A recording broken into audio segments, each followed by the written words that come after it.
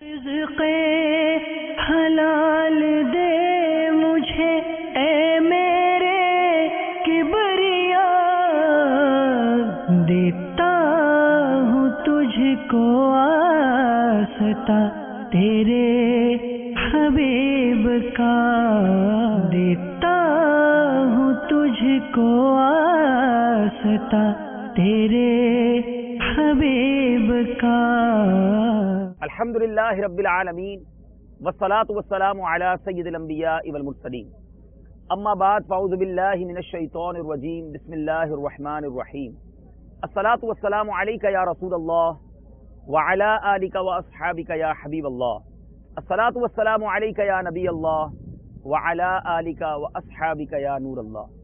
میرے پیارے اور محترم اسلامی بھائیوں اور مدنی چینل کے ناظرین، الحمدللہ عز و جل مدنی چینل کے سلسلے احکام تجارت میں آپ سب کو مرحبا کہتے ہیں۔ یقیناً آپ سوچ رہے ہوں گے کہ آج ہم اسٹوڈیو میں نہیں بلکہ کہیں اور ہیں۔ جی ہاں، آپ اللہ تعالیٰ کی قدرت کے نظارے دیکھ رہے ہوں گے۔ اس وقت ہم سمندر کے اندر ایک کشتی میں موجود ہیں، مفتی صاحب بھی ہمارے ساتھ موجود ہیں، اور آج ہم کیوں یہاں آئے ہیں بالکل آپ کو بتائیں گے۔ آج ٹاپک کیا ہے یہ آپ کو بتائیں گے۔ آپ ہو سکتا ہے سوچ رہے ہوں سلسلہ احکام تجارت ہے اور ریکارڈ کشتی کے اندر ہو رہا ہے، یہ سب کیا ہے تھوڑی دیر بعد آپ کو بتائیں گے۔ آئیے پہلے درود پاک کی ایک بڑی پیاری فضیلت سنتے ہیں۔ سرور کائنات، شاہ موجودات، محبوب رب الارض والسماوات صلی اللہ تعالی علیہ وسلم کا فرمان رحمت نشان ہے۔ قیامت کے روز اللہ عز و جل کے عرش کے سوا کوئی سایہ نہیں ہوگا۔ تین شخص اللہ عز و جل کے عرش کے سائے میں ہوں گے۔ عرض کی گئی یا رسول اللہ صلی اللہ تعالی علیہ وسلم وہ کون لوگ ہوں گے؟ ارشاد فرمایا وہ شخص جو میرے امتی کی پریشانی دور کرے، نمبر 2 میری سنت کو زندہ کرنے والا، اور نمبر 3 مجھ پر کثرت سے درود شریف پڑھنے والا۔ سبحان اللہ، یہ تینوں کام کتنے پیارے ہیں۔ ہمیں بھی غم زدوں، پریشان حالوں کی مصیبتیں دور کرنی چاہیے، پیارے آقا علیہ الصلوۃ والسلام کی سنتوں پر خوب عمل کرنا چاہیے، اور ذات والا تبار پر درود پاک کی کثرت کرنی چاہیے۔ آئیے مل کر درود پاک کا نذرانہ اپنے آقا و مولا صلی اللہ تعالی علیہ وسلم کی بارگاہ میں پیش کرتے ہیں۔ صلو علی الحبیب صلی اللہ تعالی علی محمد صلی اللہ علیہ وسلم۔ پیارے اور محترم اسلامی بھائیوں، آج ہمارا جو ٹاپک ہے احکام تجارت میں، سی فوڈ کا کام کرنے والے ہمارے مچھیرے اسلامی بھائی، کشتیوں کے اندر جو اپنا بزنس کرتے ہیں، سی سائڈ پر جو اپنے مسافروں کو لے کر جاتے ہیں، جو اب مچھلیاں وغیرہ پکڑتے ہیں اور پھر جو مچھلیوں کے لیے بیچ اور کاروبار کرتے ہیں، تو ہم نے سوچا کہ ان کے سلسلے کو انہی کے پاس جا کر ریکارڈ کیا جائے۔ ہمارے مدنی چینل کے اسلامی بھائی نے ویڈیو سوالات بھی جمع کیے ہیں، اس طرح کے کاروبار کرنے والوں کے پاس جا کر سوالات کلیکٹ کیے ہیں۔ آپ کو ویڈیو سوالات بھی دکھائیں گے، لیکن اس سے پہلے کہ ہم ویڈیو سوالات کی طرف چلیں، اپنے ٹاپک کی طرف چلیں، ہم اپنے مفتی صاحب سے انشاءاللہ کچھ سمندر کے بارے میں، کیونکہ یہ اللہ تعالیٰ کی ایک بہت بڑی نعمت ہے، بلکہ یہ کہا جائے کہ 2/3 67% جو دنیا ہے اس میں پانی ہے اور 1/3 خشکی ہے۔ ہم خشکی پر رہنے والے لوگ ہیں، لیکن سمندر کی حقیقت کیا ہے؟ یہ اللہ تعالیٰ کی کتنی بڑی نعمت ہے۔ ایک ذرا غور کیجئے، انشاءاللہ مفتی صاحب مزید ہمیں اس پہ مدنی پھول دیں گے، لیکن میں ایک آپ کو مدنی پھول دینے کی کوشش کرتا ہوں۔ ہم روزانہ پانی پیتے ہیں، اور یہ پانی تقریباً دنیا میں 6-6.5 ارب لوگ ہیں، تقریباً سب تک یہ پانی پہنچ جاتا ہے، لیکن کبھی ہم نے سوچا کہ یہ پانی ہم تک پہنچتا کیسے ہے؟ اللہ تبارک و تعالیٰ کی شان دیکھیے، اس وقت بھی ہمارے چاروں طرف پانی ہی پانی ہے، لیکن یہ پانی ہم پی نہیں سکتے۔ 67% آف دا ورلڈ جو ہے وہ پانی پر تو ہے، لیکن وہ پانی کھارا ہے۔ لیکن یہی پانی ہمارے لیے کیسے نعمت بن جاتا ہے کہ ایسا کہہ سکتے ہیں کہ ایک نا نظر آنے والے پائپ لگے ہوئے ہیں سمندر کے اوپر، جو بخارات کی صورت میں اڑتے ہیں اور بادلوں تک پہنچ جاتے ہیں، اور یہ بادل بارش کے لیے تیار ہو جاتے ہیں۔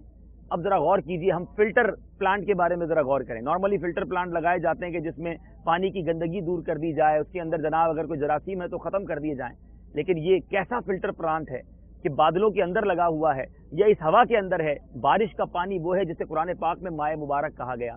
آج بھی سائنسدان کہتے ہیں کہ بارش کا جو پانی ہے، آسمان سے برسنے والا جو پانی ہے، وہ بہت اچھا منرل واٹر ہے۔ اب یہ فلٹر پلانٹ بھی نظر نہیں آ رہے۔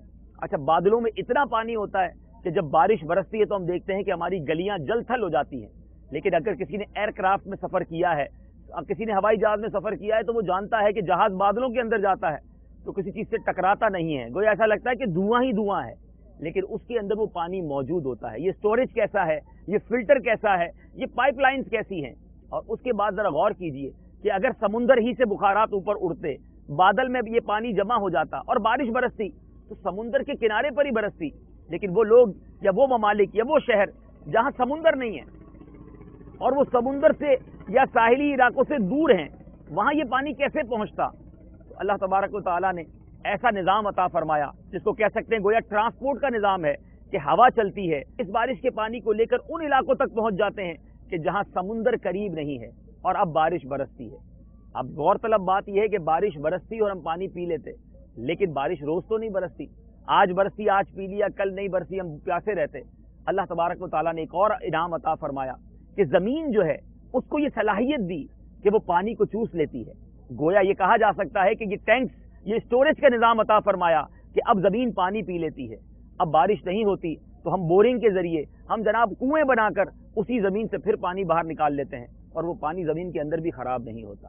پھر جناب اور آگے چلیے، کچھ زمین ایسی بھی ہے کہ جہاں پانی نہیں پیتی، وہ پتھریلی زمین ہے، تو کچھ علاقوں کو اللہ تبارک و تعالیٰ کی شان دیکھیے، ہم کہہ سکتے ہیں کہ ریفریجریٹر کا نظام بن چکا کہ اب وہاں بارش برستی ہے تو وہ پورا علاقے میں وہ برف پڑ جاتی ہے اور وہ فریز ہو جاتا ہے پانی، اور جب گرمیاں ہوتی ہیں تو نالوں کے ذریعے، ندیوں کے ذریعے ساری دنیا کے اندر اب وہ برف پگھلتی ہے اور میٹھا ٹھنڈا پانی ہمیں مل جاتا ہے۔ جو پانی کا گلاس ہم پیتے ہیں، کبھی غور کیجئے گا، یہ اللہ تعالیٰ کی کتنی بڑی نعمت ہے، اور اس خوبصورت نظام کے تحت ہم تک پہنچ رہی ہے۔ تو یہ سمندر اس حوالے سے بھی ہمارے لیے نعمت ہے۔ مفتی صاحب آپ کیا فرماتے ہیں؟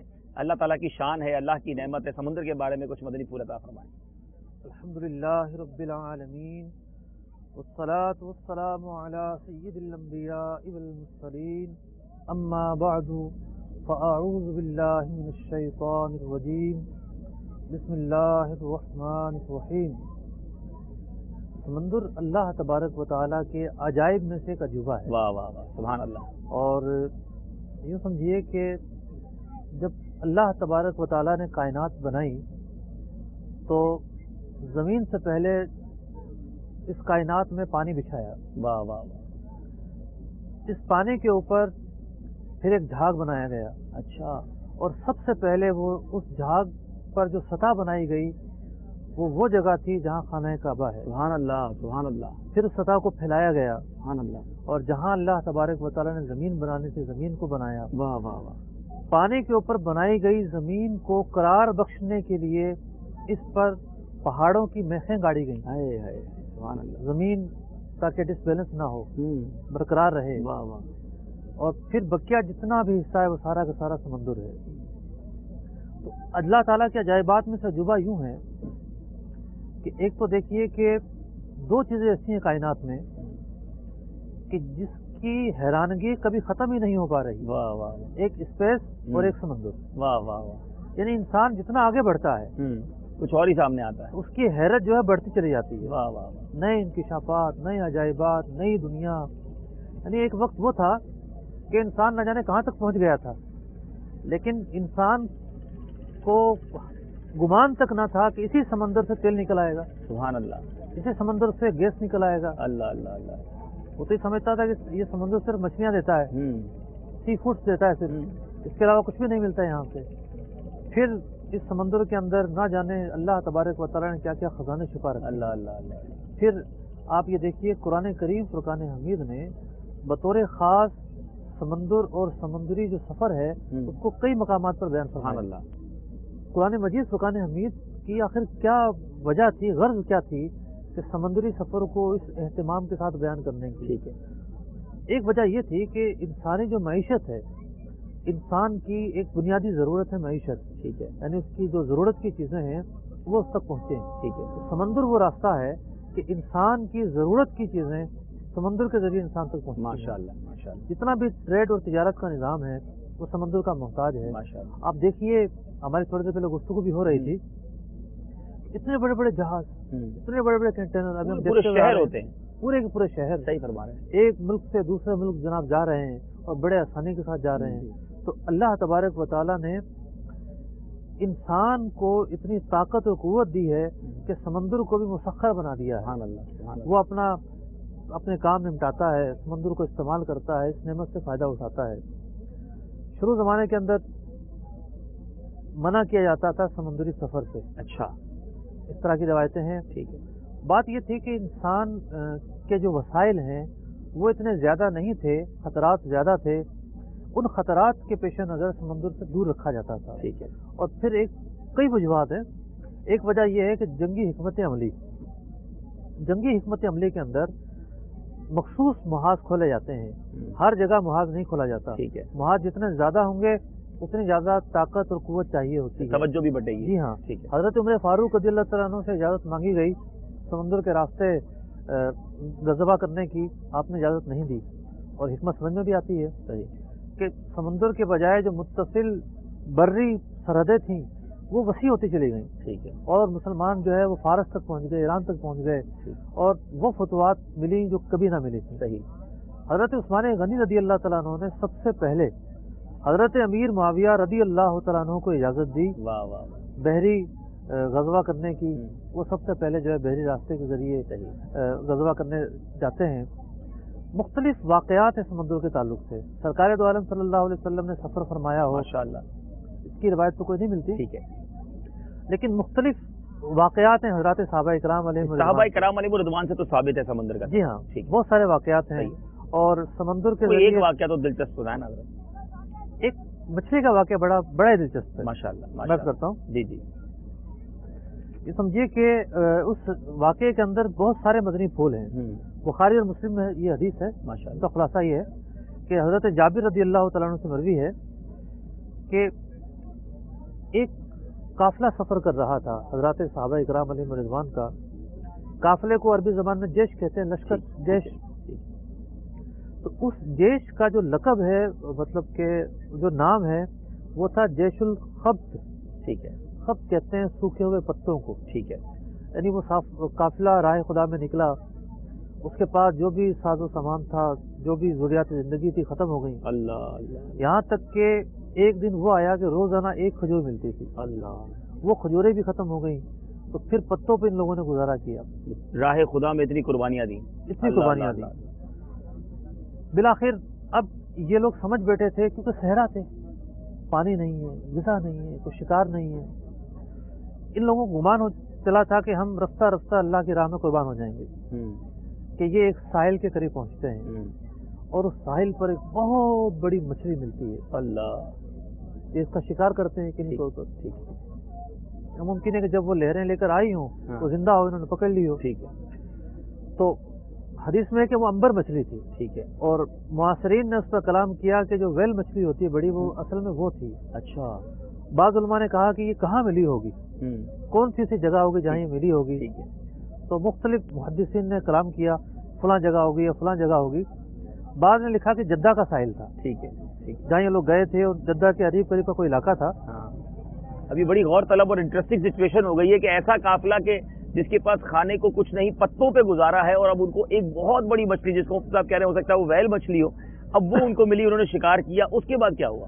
مچھلی کے عجائبات دیکھیں آپ. ٹھیک ہے. مچھلی اتنی بڑی کہ اس کی آنکھ مٹکے جتنی، اوئے ہوئے، اور اس کی جو چربی نکلی، یہ سمجھیے کہ اس کو صحابہ اکرام بعض روایتوں میں 15 دن اور بعض روایتوں میں ایک مہینے تک استعمال کرتے رہے. پورا قافلہ استعمال کرتا رہا. بعض روایتوں میں یہ ہے کہ انہوں نے گوشت لیا اور جب مدینہ منورہ پہنچے تو وہاں جا کر بھی تقسیم کیا. اچھا. ایک اور روایت میں یہ ہے کہ اس لشکر کے جو امیر تھے ابو عبیدہ بن جراح تھے، فرماتے تھے کہ اس مچھلی کی طرح ہم نے مچھلی نہیں دیکھی، اور مچھلی کے اندر ہڈی ہوتی ہے، ایک ریڑھ کی ہڈی ہوتی ہے. عام طور پر ہم چھوٹی موٹی مچھلیاں کھاتے ہیں، یہ بالکل جو ہے وہ نہ جانے کتنی بڑی مچھلی تھی. تو ایک اونٹ سوار اونٹ پر بیٹھا، اور اس مچھلی کی جو کوہان تھی، اس مچھلی کی ہڈی کو کھڑا کیا گیا. اونٹ سوار اپنے اونٹ سمیت گزر گیا اس ہڈی سے، اور ہڈی ٹچ نہ ہوئی. اندازہ لگائیے کتنی بڑی مچھلی ہوگی. واقعی یہ تو ایک بہت بڑی مچھلی. تو یہ بارگاہ رسالت میں آئے اور سارا واقعہ عرض کیا. نبی اکرم علیہ الصلوۃ والسلام نے ارشاد فرمایا، اس سے کھاؤ، اللہ تبارک و تعالیٰ نے تمہارے لیے رزق بھیجا ہے، تمہارے پاس ہو تو ہمیں بھی کھلاؤ. واہ واہ واہ. فرماتے ہیں کہ ہم نے حضور علیہ الصلوۃ والسلام کو بھیجا، اور آپ علیہ الصلوۃ والسلام نے بھی تناول فرمایا. سبحان اللہ. تو یہ تو صحابہ اکرام علیہ رضوان کی گویا مدد بھی ہوئی، اور اب یہ بھی اس سے مسئلہ پتہ چل رہا ہے مفتی صاحب کہ سرکار دو عالم صلی اللہ علیہ وسلم سے مچھلی کھانا ثابت ہے. جی ہاں. سبحان اللہ. اب سنت کی نیت سے مچھلی کھائیں گے. تو انشاءاللہ اس کا بھی ثواب ملے گا. تو سمندر یقیناً ایک بہت بڑی نعمت، اور ہم نے سنا کہ صحابہ اکرام علیہم رضوان نے شپ کا سفر کیا، غزوات بھی ہوئے، اور پھر کیسی غیبی مدد بھی ہوئی. مفتی صاحب چونکہ ہمارا سلسلہ احکام تجارت بھی ہے، آپ ماشاءاللہ مفتی بھی ہیں، ہم آپ سے مسائل بھی پوچھتے ہیں تجارت کے علاوہ بھی، تو میں چاہتا ہوں تجارت پر آنے سے پہلے، کیونکہ یہ ماہی گیر ہیں، ہم لوگوں میں سے بھی کئی لوگ وہ ہیں جو شپ کا سفر کرتے ہیں، سمندری معاملات رہتے ہیں، ہماری شریعت اس سمندر سے متعلق کیا احکام ہمیں ملتے ہیں، اس بارے میں کچھ بتائیں. دیکھیے ہر فیلڈ کا آدمی جو ہے وہ اپنی ہی مطلب نظر سے سوچتا ہے اور دیکھتا ہے. آپ تاجر ہیں تو آپ سمندر میں آ کر سوچیں گے کہ یار یہاں سے تجارت بڑی اچھی ہو سکتی ہے. صحیح ہے. میرے جیسا خادم علم جو ہے وہ یہ سوچے گا کہ آخر سمندر کے حوالے سے اسے کیا شرعی مسائل ہیں واہ واہ، جو مسلمانوں کو درپیش ہو سکتے ہیں. سبحان اللہ. اور اس موقع سے فائدہ اٹھاتے ہوئے سمندر میں ہم یہ سلسلہ کر رہے ہیں. کراچی باب المدینہ، یہیں سے مدینہ شریف کا راستہ یہ باب المدینہ کیوں کہا جاتا ہے، یہ بھی آج ہمارے ناظرین کو بتائیں.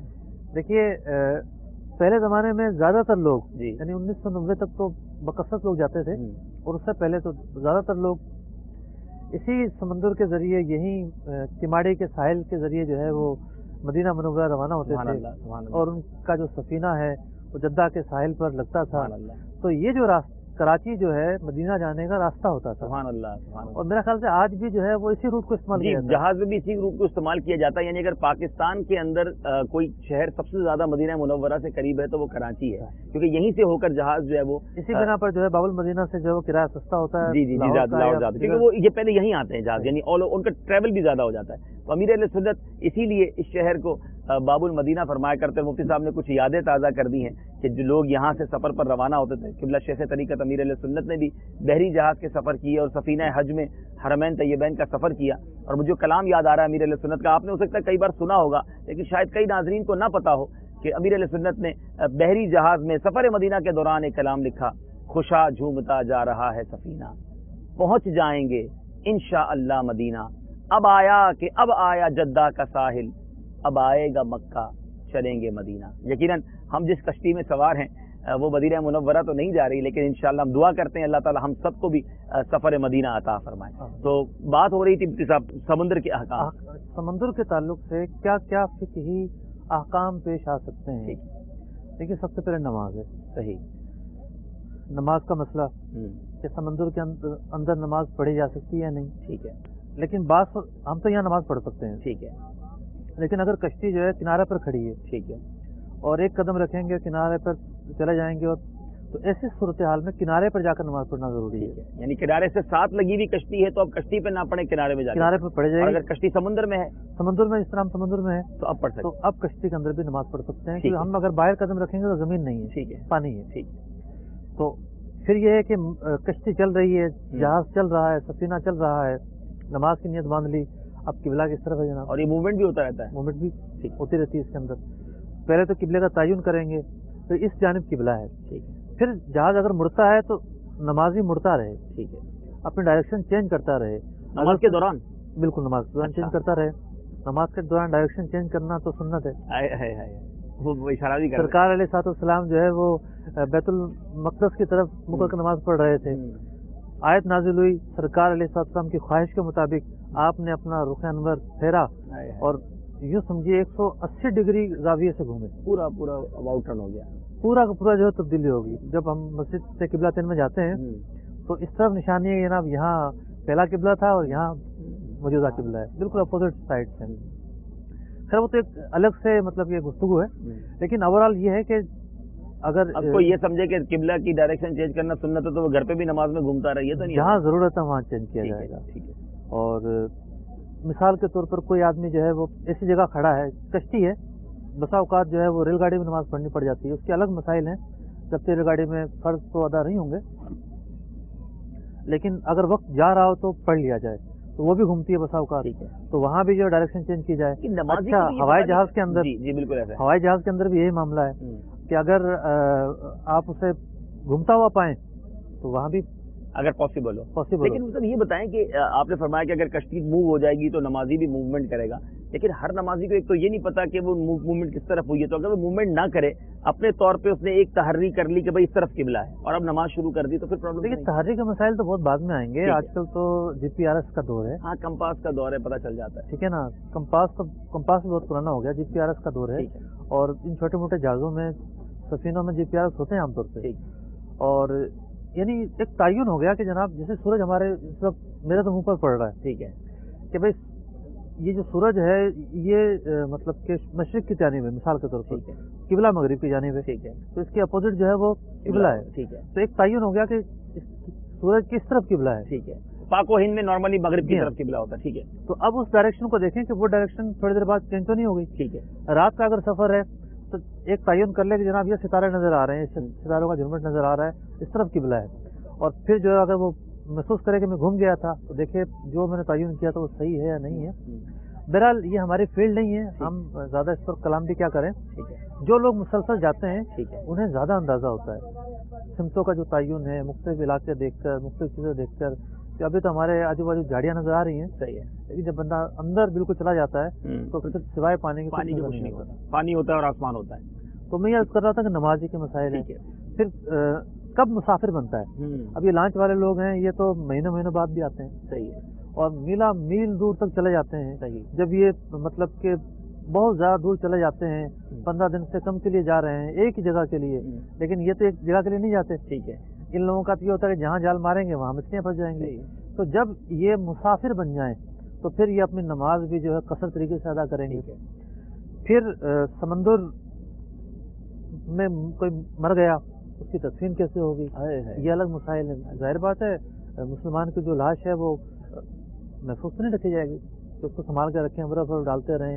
یہ تو ایزا پہنچانے کے طریقے ہیں, اس کے الگ احکام ہیں. بسا اوقات کئی مہینوں کا سفر ہوتا ہے, اس کے الگ مسائل ہیں. پھر یہ ہے کہ کوئی سمندر میں ڈوب جاتا ہے, اس کی کیا فضیلت ہے. ایک حدیث پاک میں شاید فرمایا گیا المائد فی البحر الذی یصیبہ القی لہ اجر شہید. جو سمندری سفر میں قے کی وجہ سے مر جائے, ہیضہ ہو جائے, الٹیاں لگ کچھ جائیں, لوگوں کو سکنس بھی ہوتی ہے, جی وہ ہاں. سی میں نہیں, سمندر میں سفر نہیں کر سکتے. تو فرمایا اس کے لیے ایک شہید کا ثواب ہے. والغرق لہ اجر شہیدین, جو غرق ہو کر مرے اس کے لیے 2 شہیدوں کا ثواب ہے. وجہ یہ ہے کہ جو غرق ہو کر مطلب کہ اپنی جان دے گا وہ زیادہ مشقت سے جان دے گا, بہت تکلیف سے جان دے گا, اس کے لیے اجر بھی زیادہ ہے. سمندر کے اندر سے نہ جانے کیا کیا خزانہ نکلتا ہے. ٹھیک ہے. مہنگے ترین موتی نکلتے ہیں. ٹھیک ہے. پھر جو یہ جو مال ہے, مال تجارت ہے, لوگ سب مطلب کہ لوگوں کے قبضے میں جب آ جاتا ہے تو ان کا مال تجارت ہے, ان پر زکوٰۃ کے کیا احکام ہوں گے, ان احکام کا تعلق ہے. پھر جو ہے وہ خزانہ مل جاتا ہے, اس کے کیا احکام ہوں گے. حج کی طرف آ جائیے, ایک حاجی حالت احرام میں اگر جاتا ہے تو وہ شکار کر سکتا ہے یا نہیں کر سکتا. ٹھیک ہے. جیسے بری شکار محرم کے لیے جائز نہیں ہے, یعنی وہ کسی ہرن کا شکار کرے یا کسی پرندے کا شکار کرے, لیکن سمندری شکار حالت احرام میں جائز رکھا گیا. اچھا. قرآن مجید فرقان حمید میں بھی اس کی تفصیل ہے, حدیث میں بھی ہے. کیا بات. تو احرام والے کے لیے سمندری شکار جائز رکھا گیا ہے. پھر ہماری شریعت مطہرہ نے میقات بیان کی ہیں. تو میقات 5 ہیں. 4 میقاتیں ایسی ہیں جو بری راستے پر آتی ہیں, اور ایک میقات وہ ہے جو بحری راستے پر آتی ہے.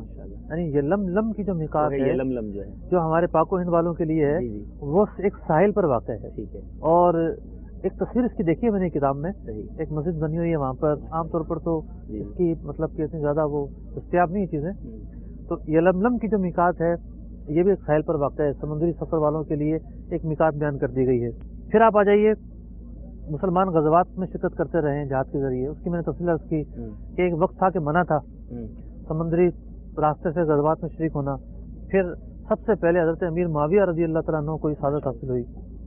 اچھا, اس کے علاوہ یہ ہے کہ ایک بڑی پیاری حدیث, سرکار علیہ الصلوۃ والسلام کا معجزہ, سرکار علیہ الصلوۃ والسلام کی غیب کی خبر, کون کہاں مرے گا. لوگ کہتے ہیں حضور علیہ الصلوۃ والسلام کو پتہ نہیں ہے. آئیے میں عرض کرتا ہوں کہ آپ علیہ الصلوۃ والسلام جانتے ہیں کہ نہیں جانتے. سبحان اللہ. سمندری تعلق سے ایک بڑا ہی پیارا واقعہ. سبحان اللہ. سبحان اللہ. یہ حدیث ابو داؤد شریف میں مشکات سے عرض کرتا ہوں. سرکار دو عالم صلی اللہ علیہ وسلم ایک صحابیہ تھیں, ان کا نام تو محدثین نے فرمایا کسی کو معلوم نہیں, ان کا کنیت اتنی مشہور ہو گئی, عوام کو ان کا نام نہیں معلوم, کنیت مشہور ہے ان کی. محدثین بھی ان کے نام تک نہیں پہنچ سکے. یہ وہ صحابیاں ہیں, ان کا نام ہے ام حرام بنت ملحان. ٹھیک ہے. حضرت انس رضی اللہ تعالیٰ عنہ کی خالہ ہیں یہ، اور حضرت عبادہ بن صامت رضی اللہ تعالیٰ عنہ کی زوجہ ہیں۔ سرکار علیہ الصلوۃ والسلام کی محرم ہے کسی رشتے سے، تو نبی اکرم علیہ الصلوۃ والسلام بسا اوقات ان کے گھر تشریف لے جاتے، تو ایک مرتبہ سرکار علیہ الصلوۃ والسلام ان کے گھر تشریف لے گئے، فدخل علیہ یوما فاطعمتہ، انہوں نے کھانا پیش کیا، سرکار علیہ الصلوۃ والسلام نے کھانا تناول فرمایا، آپ آرام فرما رہے ہیں، اپنے کاموں میں لگ گئیں، تو حدیث میں ہے کہ ان کے سر پر زخم تھے اسے دیکھنے لگ گئیں، بعض محدثین نے ترجمہ یہ کیا کہ اپنے بال سنوارنے لگ گئیں، محرم تھی ہیں۔ فنام رسول اللہ صلی اللہ علیہ وسلم، آپ علیہ الصلوۃ والسلام سو گئے، اور انبیاء کے خواب بھی وہی ہوتے ہیں۔ ثم استيقظ وهو يضحك، پھر آپ اٹھتے ہیں اور مسکرا رہے ہیں۔ قالت قلت ما يضحكك یا رسول اللہ صلی اللہ علیہ وسلم، عرض کرتے ہیں یا رسول اللہ صلی اللہ علیہ وسلم کس چیز نے آپ کو ہنسایا؟ آپ نے فرمایا ناس من امتی ارزو علیہ غزاة فی سبیل اللہ یرکبون بسجی هذا البحر ملوکا علی الاسرة او مثل الملوکی، کہ میرے امتی اللہ کی راہ میں غزوہ کرنے والے مجھ پر پیش کیے گئے، جو اس شان و شوکت سے سمندر پر جائیں گے کہ جس طریقے سے بادشاہ اپنے تخت پر سوار ہو کر جاتا ہے، یعنی سمندر جو ہے مسخر کر دیا جائے گا اور وہ جانے پر قادر ہوں گے اور جاؤ جلال سے جائیں گے۔ مقصود یہ تھا کہ ایزی ٹریول ہو کر جائیں گے، اور یہ نہیں تھا کہ وہ کوئی جبہ شبہ اور بادشاہوں کا لباس پہن کر جائیں گے، مراد یہ تھی کہ شان و شوکت سے جائیں گے۔ تو یہ عرض کرتی ہیں یا رسول اللہ صلی اللہ علیہ وسلم آپ دعا فرما دیں میں بھی ان لوگوں میں سو جاؤں، یعنی وہ یہ دعا کر رہی تھی کہ وہ غزوے والے کے ساتھ ہو جاؤں، یعنی جو لوگ اس غزوے میں شامل ہوں گے یا رسول اللہ صلی اللہ علیہ وسلم آپ دعا فرما دیں میں بھی ان میں سو جاؤں۔ فدعا لہا، نبی اکرم علیہ الصلوۃ والسلام نے ان کے لیے دعا فرما دی۔ ثم وضع راسہ فنام، پھر نبی اکرم علیہ الصلوۃ والسلام اپنا سر سرہانے پہ رکھتے ہیں اور سو جاتے ہیں۔ ثم استيقظ وهو يضحك، پھر آپ کی آنکھ کھلتی ہے اور مسکراتے ہوئے آنکھ کھلتی ہے، مسکرا رہے ہیں۔ سبحان اللہ۔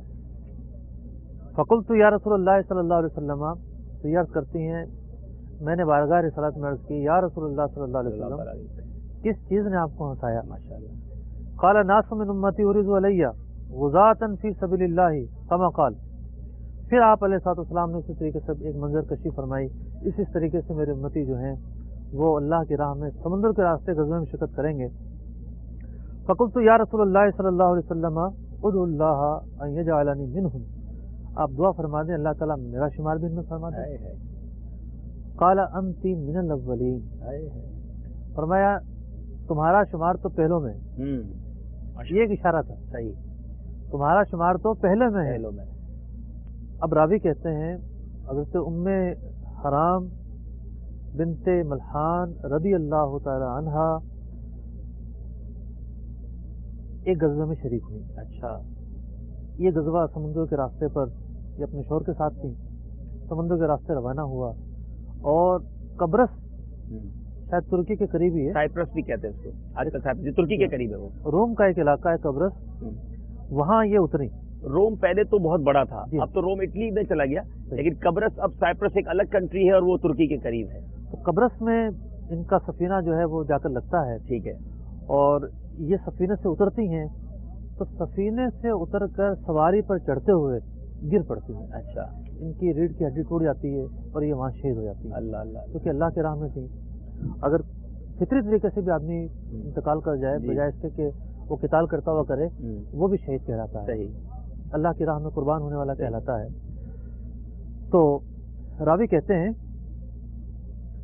کہ یہ جو زمانہ تھا فرقبت ام حرام البحر فی زمن معاویہ تھا، تو حضرت امیر معاویہ رضی اللہ تعالیٰ عنہ کے دور حکومت میں سوار ہوئی، تو پتہ یہ چلا کہ وہ جو دور تھا اس کو بھی سرکار علیہ السلام نے شان و شوکت کا دور فرمایا، سبحان اللہ، مسلمانوں کے اعزاز کا دور فرمایا۔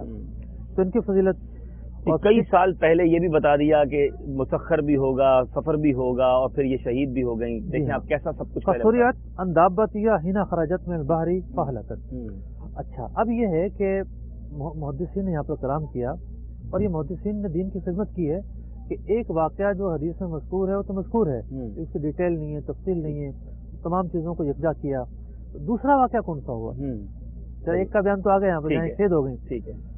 فرمایا کہ دوسرا واقعہ وہ ہوا جو قسطنطنیہ کی جانب مسلمان آئے، وہ بھی سمندری راستے کے ذریعے آئے، ترکی میں جو ٹھیک ہے، ترکی میں آئے، استنبول میں لڑائی ہوئی اور حضرت ابو ایوب انصاری آپ نے بڑا اچھا سلسلہ کیا ہے ان کے مزار پر جا کر، وہ اس میں شہید ہوئے. جو دوسرا غزوہ تھا وہ تھا ماشاءاللہ، اس کی بھی فضیلت آپ علیہ السلام نے حدیث میں بیان فرمائی ماشاءاللہ. تو اب یہاں پر دیکھیے کہ یہ صحابیہ رضی اللہ تعالیٰ عنہ یہ دوسرے غزوے میں نہیں ہوں گی، آپ نے پہلے فرما دیا انتم الاولین، تم تو پہلے میں شریک ہوں. نبی اکرم علیہ السلام انہوں نے بتا دیا اور یہ بتا دیا کہ اس وقت تک زندہ ہوں گی اور اس وقت تک نہیں ہوں گی ماشاءاللہ. تو سمندر کے تعلق سے بڑے واقعات ملتے ہیں، واقعات بھی موجود ہیں، احکام بھی سنے. مفتی صاحب مجھے ایسا لگ رہا ہے، ابھی ہم تھوڑی دیر پہلے سن رہے تھے کہ مچھیرے جو ہیں وہ 14-15 دن کے لیے جاتے ہیں. ایک بار لگتا ہے مجھے اور آپ کو 14-15 دن کے لیے جانا پڑے گا، جب جا کے سارے مسائل ڈسکس ہو سکتے ہیں. اتنی لمبی فہرست آپ نے تو بتا دی ہے، ہمارے ناظرین کے ذہنوں میں بھی بہت سارے سوالات آ گئے. اس کی طرف آئے ہیں کہ نماز، روزہ، حج، زکوٰۃ، پھر آپ معاملات کی طرف آئیے. بہت سارے معاملات. انسانی معیشت جو ہے ایک زمانے میں منحصر تھی محدود ذرائع تک، ٹھیک ہے، یعنی جو پروڈکٹ ہونا شروع ہوئی ہے نا، جو چیزیں بنائی جانے لگی ہیں، پہلے کہاں تھی؟ پہلے اناج پر گزارا ہوتا تھا، پہلے جو فصلوں پر گزارا ہوتا تھا، اور سمندری جو غذائیں ہیں، مچھلی یہ اس پر گزارا ہوتا تھا، اور یہی جو چیزیں ہیں تجارت کا ایک بڑا ذریعہ تھی. اب جناب مچھلی کے تعلق سے جو ہے وہ پانی کے اندر مچھلی بیچنا کیسا، اس پر ہم تفصیل سے گفتگو کریں گے. پھر ایک مچھلی کو دوسری مچھلی سے تبدیل کرنا، ایک ڈھیر کو دوسرے ڈھیر کے ساتھ، یہ ہم جس چیزیں ہیں، کیا سود کے مسائل تو نہیں ہوں گے. پھر جو ہے سمندر میں ملنے والی جو مختلف چیزیں ہیں، ان کی اشیاء جو تیار ہوتی ہیں، اس کے خرید و فروخت کے کیا احکام ہیں، ساری ہی سمندر کی مخلوق پائی جاتی ہے. پھر آپ یہ دیکھیے کہ یہاں کتنے لوگ جو ہے وہ کام کر رہے ہیں، ورکنگ کر رہے ہیں. ٹھیک ہے، کوئی دیہڑی پر آیا ہے، کوئی ٹھیکے پر آیا ہے، ان کی اجرتوں کے مسائل، کیا جائز کیا ناجائز. پھر یہ ہے کہ سب سے جو اہم ہے سمندر کا سی فوڈ، ٹھیک ہے، کون سی چیز جائز کون سی ناجائز. یہ خود مچھیرے حیران ہوتے ہیں کہ یہ مچھلی ہے یا نہیں ہے.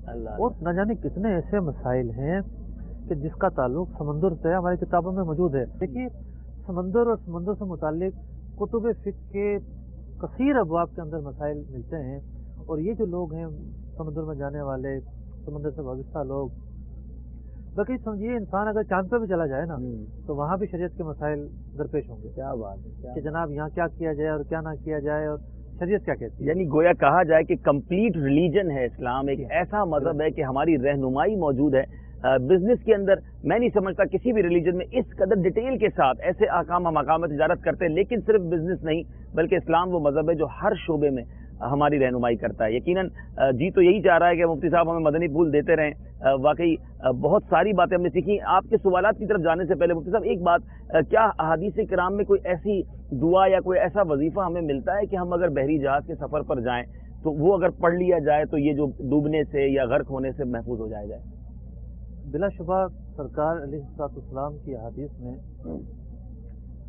مختلف الفاظوں سے دعائیں آئی ہیں. ٹھیک ہے، بسم اللہ و مجریہا کے جو الفاظ ہیں جی یہ مختلف الفاظ آئے ہیں. ٹھیک ہے، طویل دعا ہے. تو یہ دعا اگر پڑھ لی جائے تو فرمایا گیا کہ وہ جہاز جو ہے وہ ڈوبنے سے محفوظ رہتا ہے. سبحان اللہ سبحان اللہ سبحان اللہ. احادیث کی کتابوں میں یہ دعائیں بھی جی امام اہل سنت، عاشق ماہ رسالت، واہ واہ واہ واہ، مجدد دین و ملت الشاہ امام احمد رضا خان علیہ رحمۃ الرحمان کا وہ جو واقعہ ہے، واہ واہ واہ سبحان اللہ، کہ آپ سفر حج میں تھے اور سفینہ جو ہے وہ اس کی حالت غیر ہونا شروع ہوئی، شدید طوفان آیا اور لوگوں نے یقین کر لیا کہ اب بچیں گے نہیں. امام اہل سنت رضی اللہ تعالیٰ عنہ ہیں کہ بالکل مطمئن بیٹھے ہیں. مجال ہے کہ ان کے چہرے پر کوئی پریشانی کے آثار، یہاں تک آتا ہے مفتی صاحب کہ جہاز کے مسافروں نے کفن تک پہن لیا، یعنی ایسی کیفیت ہو گئی کہ ڈوبنے والا ہے. ڈوبنے والا ہے. اللہ اللہ اللہ. کسی نے پوچھا آپ اتنے مطمئن بیٹھے ہیں؟ فرمایا نبی اکرم علیہ السلام کا ارشاد ہے جس نے یہ دعا پڑھی اس کا جہاز نہیں ڈوبے گا. واہ واہ. میں نے یہ دعا پڑھ لی ہے، مجھے یقین ہے کہ نہیں ڈوبے گا، اور ایسا ہی ہوا. ایسا ہی. سبحان اللہ سبحان اللہ. وہ دعا مختلف الفاظوں سے موجود ہے اور جو مشہور دعا ہم پڑھا کرتے ہیں، بسم اللہ مجریہا و مرساہا ان ربی لغفور رحیم. ہم انشاءاللہ خود بھی یہ دعا کر لیتے ہیں، کیونکہ ہم بھی اس وقت کشتی میں ہیں، اور آپ بھی جب سفر کیا کریں تو یہ دعا کیا کریں۔ میرے پیارے اور محترم اسلامی بھائیوں، یہی اسپیشلٹی ہے مدنی چینل کی، یہی خاصہ ہے دعوت اسلامی کا کہ تمام لوگوں تک نیکی کی دعوت پہنچائی جائے، سمندر میں آ کر سمندر سے متعلق کام کرنے والوں تک۔ آج مفتی صاحب موجود ہیں ہمارے ساتھ اور احکام تجارت کا ہم سلسلہ لے کر آئے ہیں۔ تو اب چلتے ہیں میرے پیارے اور محترم اسلامی بھائیوں آپ کے سوالات کی طرف۔ ہماری مدنی چینل کی مجلس نے ویڈیو سوالات ریکارڈ کیے ہیں، آئیے چلتے ہیں پہلے ویڈیو سوال کی طرف۔ صلو علی الحبیب صلی اللہ تعالی علی محمد صلی اللہ علیہ وسلم۔ میں عبدالعزیز بات کر رہا ہوں ڈام سے۔ مفتی صاحب سے یہ صاحب میرا سوال ہے کہ کیا مچھلی کے کانٹے کو دوائی میں استعمال کرنا جائز ہے؟ جی مفتی صاحب، یہ عبدالعزیز بھائی کا جو سوال ہے کہ یہ مچھلی کا جو کانٹا ہے یہ دوائی کے طور پہ استعمال ہو سکتا ہے؟ دیکھیے، جس چیز کا کھانا جائز ہے اسے دوائی میں ڈالنا بھی جائز ہے، خاص طور پر وہ دوائیاں کہ جنہیں کھایا جاتا ہے۔ ٹھیک ہے، جو بیرون استعمال کی ہیں تو بسا اوقات بعض وہ چیزیں جن کا کھانا جائز نہیں ہے، لیکن بیرون استعمال میں ان کا استعمال جائز ہوتا ہے، وہ پاک ہوں تو ٹھیک ہے، پاک ہو تو مچھلی کا کانٹا کھانا بھی جائز ہے۔ اب دیکھیں کہ اگر مچھلی کو روسٹ کیا جائے تو اس کا کانٹا بڑا ہی لذیذ ہو جاتا ہے۔ بسا اوقات مچھلی چھوٹی ہوتی ہے تو اس کا کانٹا کھایا بھی جا سکتا ہے، نکالنا مشکل ہوتا ہے۔ ہڈی کی مثال ہے۔ ٹھیک ہے، تو ہڈی پاک ہے، کھانے کی چیز ہے، کھائی بھی جا سکتی ہے، تو اگر وہ کانٹا دوا میں استعمال ہو گیا تب بھی جائز ہے۔ ٹھیک ہے۔ تو امید ہے کہ ہمارے عبدالعزیز بھائی کو اور ہمارے جو مچھیرے اسلامی بھائی ان کو پتہ چل گیا کہ مچھلی کا کانٹا جو ہے وہ دوائی میں یوز کیا جا سکتا ہے۔ آئیے چلتے ہیں دوسرے ویڈیو سوال کی طرف اور دیکھتے ہیں کہ سائل ہم سے کیا پوچھنا چاہتے ہیں۔ صلو علی الحبیب صلی اللہ تعالی علی محمد صلی اللہ علیہ وسلم۔ محمد اکبر، میں ڈام سے بات کر رہا ہوں، بلوچستان۔ میرا مفتی صاحب سے یہ سوال ہے کہ بغیر ٹٹولے کوئی مچھلی کا لاٹ خریدے ہوئے اس میں سے گند بھی نکل جاتا ہے تو اس کی شرعی حیثیت کیا ہے؟ یہ مفتی صاحب محمد اکبر بھائی جو ڈام بلوچستان سے سوال کیا، یہ لاٹ کا جو سودا ہوتا ہے اس میں کچرا بھی ہوتا ہے، کیا فرماتے ہیں اس بارے میں؟ یہاں دو سوالات بن رہے ہیں بنیادی طور پر۔ ایک سوال تو یہ بن رہا ہے کہ اس طریقے سے لاٹ کے ذریعے لم سم خریدنا کیسا؟ ٹھیک ہے، گنا نہیں گیا، تولا نہیں گیا، صحیح ہے، اور ایک کیٹیگری کا مال نہیں ہے۔ ساری کیٹیگریز ہیں۔ دیکھیے، خرید و فروخت کے دو طریقے ہیں۔ ایک تو یہ کہ آپ اشیاء کی مقدار معلوم ہونے کے بعد اسے لیں، ٹھیک ہے، اور ایک یہ کہ آپ ڈھیری کے طور پر لم سم طور پر خریدیں۔ ٹھیک ہے، آپ کے سامنے مال ہے، آپ اس کو دیکھ سکتے ہیں، اندازہ لگا سکتے ہیں، اوپر نیچے کر کے دیکھ سکتے ہیں، اگرچہ کہ مختلف کیٹیگری کا ہے لیکن لاٹ کے حساب سے آپ نے خریدا، آپ کو مقدار معلوم نہیں ہے، اس کا خریدنا اور بیچنا جائز ہے، اس میں کوئی شک نہیں۔ ٹھیک ہے، دوسرا یہ کہ آکشن کے ذریعے مال خریدا جا رہا ہے۔ ٹھیک ہے، بولی لگ رہی ہے۔ ممکن ہے کہ بہت سارے اور تاجر بھی ہوں، جو بولی دے گا زیادہ اس کو بیچا جائے گا، تو بولی کے ذریعے بھی خریدنا اور بیچنا جائز ہے، ٹھیک ہے، اس میں کوئی شرعی حرج نہیں ہے۔ ٹھیک ہے، امید ہے کہ ہمارے اکبر بھائی کے لیے بھی کلیئر ہو گیا ہوگا۔ چلتے ہیں ایک اور ویڈیو سوال کی طرف اور دیکھتے ہیں کہ ہمارے اسلام میں ہم سے کیا پوچھنا چاہتے ہیں۔ صلو علی الحبیب صلی اللہ تعالی علی محمد صلی اللہ علیہ وسلم۔ مفتی صاحب، کیکڑے کے سوپ سے کیا دمے کا مرض دور ہو جاتا ہے؟ یہ صحیح ہے یا غلط ہے؟ جی مفتی صاحب، کیکڑے کا سوپ آ گیا یہاں پر، تو ہم مچھلی پر بات کر رہے تھے، پہلے سوپ پر تو بعد میں پہنچیں گے، پہلے یہ بتائیں کیکڑا کھانا جائز بھی ہے کہ نہیں؟ لیکن مشہور جو چیزیں ہیں سمندر سے نکلنے والی وہ 3 سے 4 5 چیزیں ہیں، سمجھ لیں آپ۔ ایک مچھلی ہے، ٹھیک ہے، جس چیز پر مچھلی کا اطلاق ہوتا ہے وہ جائز ہے۔ ٹھیک ہے، مچھلی اللہ تبارک و تعالیٰ اور اس کے رسول علیہ الصلوۃ والسلام نے حلال قرار دی ہے، اس کو ذبح کرنے کی ضرورت نہیں ہے۔ ٹھیک ہے، مچھلی کو کسی بھی تدبیر سے مارا جائے، ٹھیک ہے، یعنی جال پھینکا اور وہ مر گئی، تالاب میں تھی، پانی کو بہت زیادہ گرم کر دیا کسی طریقے سے اور وہ مر گئی، پانی کو کسی وجہ سے بہت زیادہ ٹھنڈا کر دیا وہ مر گئی، کرنٹ دیا وہ مر گئی، یعنی انسانی تدبیر سے اگر وہ ماری جا رہی ہے وہ مچھلی جائز ہے، حلال ہے۔ خود سے مر گئی؟ اگر خود سے مر گئی وہ مچھلی حلال نہیں ہے۔ اچھا، جی ہاں، یعنی آپ نے کہا کہ ٹھنڈ کی وجہ سے مر گئی، تو اب بہت ٹھنڈے سمندر میں ویسی مچھلی مر جاتی ہے، تو اب وہ خود مری تو ہمارے لیے حلال نہیں ہوگی؟ بلا شبہ وہ تو خود مرے گی۔ ٹھیک ہے، میں روایت عرض کرتا ہوں، دار قطنی حضرت جابر رضی اللہ تعالیٰ عنہ سے راوی ہے کہ نبی اکرم علیہ الصلوۃ والسلام نے ارشاد فرمایا، دریا کے جانور یعنی مچھلی کو اللہ تعالیٰ نے حلال کر دیا ہے۔ ایک حدیث میں فرمایا گیا، حضرت ابن عمر رضی اللہ تعالیٰ عنہ سے روایت، کہ رسول اللہ صلی اللہ علیہ وسلم نے ارشاد فرمایا، ہمارے لیے 2 مرے ہوئے جانور اور 2 خون حلال ہیں، 2 مردے مچھلی اور ٹڈی، اور 2 خون کلیجی اور تلی۔ ٹھیک ہے، کلیجی میں بھی خون ہوتا ہے اور تلی میں بھی خون ہوتا ہے۔ تو آپ نے بھی روایت بیان کی کہ 2 مردے حلال ہیں، اور اس سے پہلے آپ نے فرمایا کہ جو خود سے مر جائے مچھلی وہ حلال نہیں ہے. تو اب مچھلی کو ذبح تو ہم کرتے نہیں ہیں، تو یہ مردہ سمجھ نہیں آیا کچھ. بلکہ یوں کہیے کہ سوال اصل میں یہ بن رہا ہے جی اگر مردہ حلال ہے تو مری مچھلی حلال کیوں کیوں حلال نہیں ہے؟ جی ہاں. تو بات یہ ہے کہ یہاں مردے سے مراد وہ ہے جسے ذبح نہیں کیا جاتا. ٹھیک ہے. یعنی یہ شرط تو ہمارے شریعت نے بیان کی ہے کہ انسانی تدبیر کے ذریعے جو چیزیں پکڑی جائیں، مچھلی ہے یا ٹڈی ہے، تو اسے ذبح کرنا یہ ضروری نہیں ٹھیک ہے. ہے. جسے حلال کرنا کہتے ہیں، ذبح کرنا کہتے ہیں، ان 2 چیزوں میں ذبح کرنا شرط نہیں ہے. ٹھیک ہے. انسانی تدبیر سے پکڑے جائے اور انسان اسے کھا لے. ٹھیک ہے. تو یہ مانا ہے یہاں پر کہ یہ 2 مردے حلال ہیں. خود سے پانی پھینک دے وہ مچھلی یوز نہیں کرے. وہ یوز نہیں کریں. ٹھیک ہے. امید ہے کہ یہ کلیئر بھی ہو گیا ہوگا. اب آ جائیں کیکڑا. میں عرض کر رہا تھا ایک تو ہے مچھلی. ٹھیک ہے. بات چیز ایسی ہے کہ جس میں ماہرین بھی متردد ہو جاتے ہیں کہ یہ مچھلی ہے یا نہیں ہے. ٹھیک ہے. جھینگے کے بارے میں یہی مسئلہ ہے. ٹھیک ہے. کہ بعض فقہ اس طرف گئے کہ جھینگا مچھلی ہے، ٹھیک ہے. بعض اس طرف گئے کہ نہیں جھینگا مچھلی نہیں ہے. ٹھیک ہے. مختار یہی ہے کہ جھینگا مچھلی ہے. ٹھیک ہے. جھینگے کا کھانا حلال ہے، جائز ہے، کیونکہ کچھ فقہا کا یہ موقف ہے کہ جھینگا مچھلی نہیں ہے، اس لیے اسے ناپسند رکھا گیا ہے. نہ کھائے تو بہتر ہے. اختلاف سے بچنا بہتر ہے. ٹھیک ہے. تو نہ کھانا مطلب کہ بہتر ہے، لیکن کھانا حلال ہے، طیب ہے، کوئی حرج نہیں ہے. ٹھیک ہے. اب جھینگے کے علاوہ جو اور چیزیں ہیں جیسے کیکڑا ہے، تو کیکڑا فقہ حنفی میں جائز نہیں ہے. ٹھیک ہے. اور کیکڑا کسی بھی طریقے سے پکڑا جائے ذبح تو کیا کریں گے اسے؟ نہ اس کا سوپ پینا جائز ہے، نہ اس کو کھانا جائز ہے، نہ اس کو روسٹ کرنا جائز ہے. اسی طریقے سے سیپ کے اندر بعض چیزیں ہوتی ہیں تو اس میں سے نکال کر کھائی جاتی ہیں، وہ بھی حلال نہیں ہے. سمندری مخلوق میں سوائے مچھلی کے کوئی بھی چیز جائز نہیں ہے. ہزاروں مخلوقیں ہوں گی ظاہر سمندر میں، لیکن یہ بات الگ ہے کہ مچھلی کی خود ہزاروں قسمیں. بے شک بے شک صحیح فرما رہے ہیں. خود مچھلی کی ہزاروں قسمیں بالکل ہیں. صحیح کہہ رہے ہیں. بالکل ایک چیز کے بارے میں اگر یہ طے ہو جاتا ہے کہ یہ مچھلی ہے تو پھر اس کا کھانا حلال ہے. ٹھیک ہے. بہت کلیئر ہو گیا ہوگا. جہاں تک یہ بات ہے کہ جناب دمے کا وہ مرض، دمے کا مرض ہے اور یہ چیزیں دوائی ہیں. کی صورت میں پی سکتے ہیں؟ دمہ ہے اس لیے. دیکھیے بات یہ ہے کہ جس چیز سے شریعت نے منع کیا ہے ہم یہ کیوں سوچتے ہیں کہ اسی کے اندر شفا ہے. کیا بات. شراب کے متعلق مختلف مواقع پر کہا جاتا ہے کہ جناب شراب پلایا جائے، بہت شراب سردی پی ہو تو جائے. برانڈی پی لی جائے. ہم رشیا میں رہتے ہیں اور وہاں جناب اتنی سردی ہے کہ گزارا ہی نہیں ہوتا، بندہ بیمار ہو جائے. تو یہی دین ہے اور یہی امتحان ہے. جس چیز سے ہمارا دین روکتا ہے اس سے ہم نے رکنا ہے اور باز رہنا ہے. ماشاءاللہ. اور اب امید ہے کہ ہمارے کئی اسلامی بھائی کو کلیئر ہو گیا ہوگا کیکڑے کے حوالے سے. کئی لوگ بڑے شوق سے کھاتے ہیں، اس کا سوپ پیتے ہیں، شاید وہ حلال سمجھ کے کرتے ہوں گے. تو پتہ چل گیا کہ فقہ حنفی میں جو ہے وہ کیکڑا کھانا جو ہے وہ اچھا بسا اوقات یہ جائز ہوتا ہے نہیں. کہ آپ تو زیادہ جاتے رہتے ہیں بیرون ملک، تو مسلمان وہ حلال و حرام کا جب معاملہ آتا ہے گوشت کے حوالے سے تو سی فوڈس کو ترجیح دیتے ہیں. جی جی جی. تو سی فوڈس میں بھی جا کے صرف مچھلیاں ہی کھانی. بالکل یہ بہت اہم بات آپ نے کی کہ ہم بھی جب جاتے ہیں لوگ کہتے ہیں بھائی ہم تو جناب فلاں جگہ کا برگر کھا لیتے ہیں کیونکہ وہ سی فوڈ ہوتا ہے، اور جہاز کے اندر بھی سی فوڈ لکھوا دیتے ہیں. بہت اہم بات مفتی صاحب نے کی ہے اور مجھے اس کا بہت تجربہ ہے.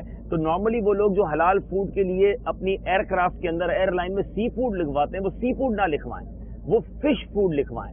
ایئر لائنز میں یہ بھی آپشن موجود ہوتا ہے تو اس میں آپ کو فش پیش کی جائے گی، کیونکہ سی فوڈ کے اندر یہی پھر کیکڑے، لابسٹر، پتہ نہیں کیا کیا ڈال دیتے ہیں تو ہمیں پتہ بھی نہیں چلتا وہ کیا کیا ہے. تو امید ہے کہ آپ احتیاط کریں گے.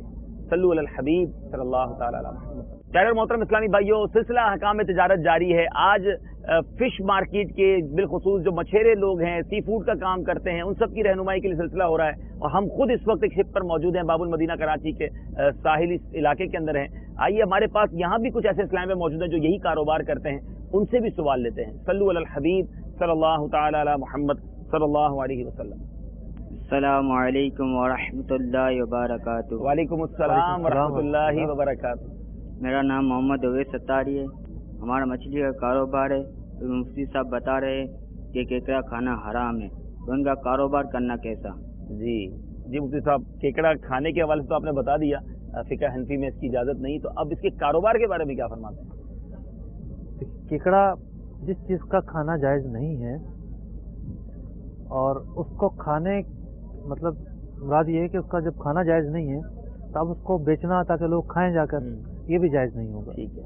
اچھا اب کیکڑا اب آپ نے فرما دیا کھانا جائز نہیں ہے، اب جال ڈالا، مچھلی بھی آتی ہے، اس میں کیکڑے بھی آ جاتے ہیں. تو ابھی کیکڑے آ گئے جہاز کے اندر، اب اس کا کرے کیا؟ اس کو واپس پانی میں ڈال دیں؟ پھینک دیں اس کو. ایک یہ ہو سکتا ہے کہ کوئی بیرونی استعمال کے لیے استعمال ہو سکتا ہے. ٹھیک ہے. یعنی اگر کوئی جا کے اس کا تیل نکالتا ہے، وہ تیل जो है वो खाने की चीज़ों में नहीं डलता, ठीक है, जिसमें बैरूनी तौर पे इस्तेमाल ठीक होता है, कश्तियों में इस्तेमाल हो जाता है, तो एक अलग बात है। ठीक है, या मुर्गियों की फीड में चला जाता है, ठीक है, तो एक अलग बात तो अलग बात है। लेकिन अच्छा, इसमें हाँ उस सूरत में तो फिर जायज हो गया ना मुफ्ती साहब कि अगर वो खाने के इस्तेमाल में नहीं हो रहा और अगर दूसरे ऐसे लोग लेके जा अगर रहे आप मार्केट में लाकर बेच रहे हैं और पता है आपको कि ये अपना खाने के लिए जा रहा है और ये दुकानों पे जाकर बिक रहा है, तो फिर इन लोगों को बेचना जायज नहीं है। अफ्यून की मिसाल है, फुक़हा ने बयान किया कि अफ्यून जो है अगर किसी हकीम को दी जाए कि वो अपनी दवाओं में बिल्कुल रत्ती से भी कम डालेगा, कोई उससे नशा नहीं आएगा, दवा में इस्तेमाल करेगा, तो उसको बेचना जायज है। लेकिन अगर किसी ऐसे को देंगे जो उससे नशा करेगा, उसको बेचना जायज नहीं होगा। ये बहुत क्लियर हो गया कि अगर बैरूनी इस्तेमाल के लिए है, खाने के लिए नहीं है, तो उन लोगों को दिया जा सकता है कि लेकिन नॉर्मली केकड़ा बिकता उमूमन खाने पीने के लिए। मेरे प्यारे और मोहतरम इस्लामी भाई, चलते हैं एक और वीडियो सवाल की तरफ और देखते हैं कहाँ से इस्लामी भाई हमसे क्या पूछना चाहते हैं। सल्लु अलल हबीब सल्लल्लाहु तआला अला मुहम्मद सल्लल्लाहु अलैहि वसल्लम। मेरा नाम अब्दुल मजीद है, सुबह बलूचिस्तान से। मेरा सवाल ये है कि छोटा झींगा खाना हराम और बड़ा खाना हलाल है, इसके खरीद फरोख्त का आपका क्या हुक्म है? जी मुफ्ती साहब, क्या फरमाते हैं आपने सवाल। अब्दुल मजीद भाई जो हैं ये छोटा झींगा और बड़े झींगे के बारे में सवाल की। वैसे ही माशाल्लाह इस वक्त बाबुल मदीना के साहिल पे बड़ी तेज हवा चल रही है, हमारी जो मदीना चलने वालों ने चीजें लगाई हैं वो भी गिर रही हैं, लेकिन यही नेचुरलिज्म है और चूंकि हम हैं ही शिप पर तो ये हवा भी चलती रहेगी और मदीने की ठंडी ठंडी हवा की याद भी दिलाती रहेगी। जी मुफ्ती साहब। देखिए, झींगा खाना जायज है, ठीक है, लेकिन अब ये बड़ा झींगा किसे कह रहे हैं? ये ना हो कि केकड़े को बड़ा झींगा कह रहे हैं। ठीक है, तो अब ये एक फैसला करना जरूरी है कि ये बड़ा झींगा है क्या। ठीक है, और इसे माहिरीन क्या कहते हैं, ये झींगे में आता है, केकड़े में आता है, मछली, मतलब झींगे में अगर आएगा तो फिर मछली है वो। यानी झींगा जो है अगर वो छोटा हो या बड़ा हो वो जायज है, वो जायज। ठीक है। अब ये बड़ा झींगा किसी और चीज का नाम रख दें तो फिर उसके बारे में तय करना होगा। तो उम्मीद है कि ये क्लियर हो गया होगा। झींगा अगर है तो जो माहिरीन कहते हैं, मुफ्ती साहब ने फरमाया, तो यकीनन जायज होगा, लेकिन अगर वो झींगा ही नहीं है तो फिर उस बारे में हमने सुन लिया कि क्या क्या चीजें जायज हैं। मेरे प्यारे और मोहतरम इस्लाम, आज का सिलसिला आपने देखा। आज हमने समुंदर के बारे में मुफीद मालूमात हासिल की, शरई अहकाम कितने सारे हैं समुंदर के हवाले से, ये भी हमने मालूमात हासिल की। और यही समुंदर अल्हम्दुलिल्लाह जद्दा के साहिल के से भी टकराता है, तो हम इस वक्त समुंदर में भी मौजूद हैं। एक और सिलसिला लेकर हाजिर होंगे, सवालात बहुत सारे हैं। यहाँ मौजूद इस्लामी भाई भी हमसे कुछ पूछना चाहते हैं, आपके वीडियो सवालात भी बाकी हैं। तो अब इंशाअल्लाह अगले सिलसिले में अहकाम तिजारत में इसी टॉपिक को कंटिन्यू करेंगे। अल्लाह ताला से दुआ है कि मालिक करीम हम सबको रिज़्क़ हलाल कमाने की तौफीक अता फरमाए, रिज़्क़ हराम से हम सबको महफूज फरमाए। वो हमारे मछेरे मुसलमान इस्लामी भाई जो समुंदर का सफ़र करते हैं, अल्लाह ताला उन सब की हिफाजत फरमाए, उनके भी रिज़्क़ हलाल में बरकत अता फरमाए। आमीन बिजाहि नबी अमीन सल्लल्लाहु तआला अलैहि वसल्लम। रिज़्क़े हलाल दे मुझे ए मेरे किबरिया, देता हूँ तुझको आस्ता तेरे हबीब का, देता हूँ तुझको आस्ता तेरे हबीब का।